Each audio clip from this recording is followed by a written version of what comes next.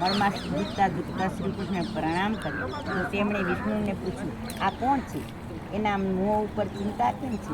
એવું વળી કયું દુઃખ છે તે આટલા ધ્રુજે છે? વિષ્ણુએ કહ્યું, પ્રભુ, આ અભાગી જીવ મળમાસ છે. દુઃખો નિવારણ માટે તે આપની પાસે આવ્યો છે. આ માસ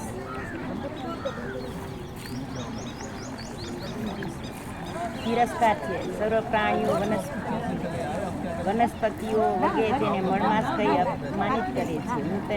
હું તેને અહીં લાવ્યો છું. આપણે તેને દુઃખ દૂર કરવા અને મારું આગમન સફળ કરો. બોલો પુરુષોત્તમ ભગવાન.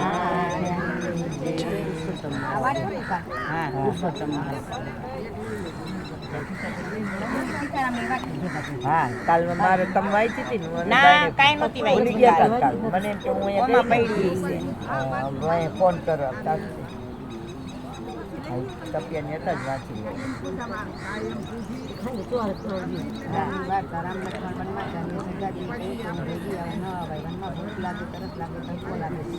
મારે આવું છે તો જાઓ, માતાજીની રજા લઈ આવો.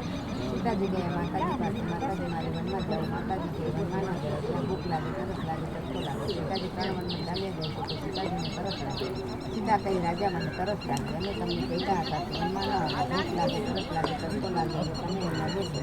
રામને વાડીમાં પાણી, સામેની વાડીમાં પાણી હોય તો ભરી આવો. રામ લક્ષ્મણ ચાલ્યા સામેની વાડીમાં પાણી. ભાઈ, પાણી હોય તો આપણને સીતાજીને તરસ લાગી છે તો ભાઈ કહે, પાણી ઘણું છે પણ ભરવાનું કાંઈ નથી. તમે શેરડી લઈ જાઓ, શેરડી ખાશો તો તરસ સીધી જશે.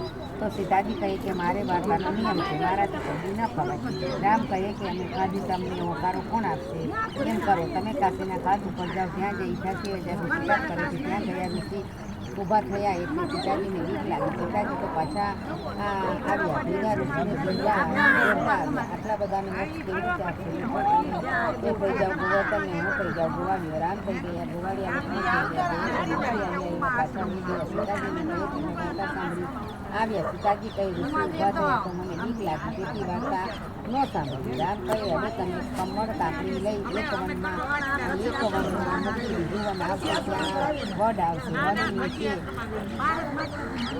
ઉદયનો રાપડો છે, રાપડો ફેરવાશે, એમાં ઋષિને પડશે. આંખે આંધળો હશે, કાને મેરો હશે, દિલે કોડ હશે. એના માટે તમે કમર કાપી મૂકજો.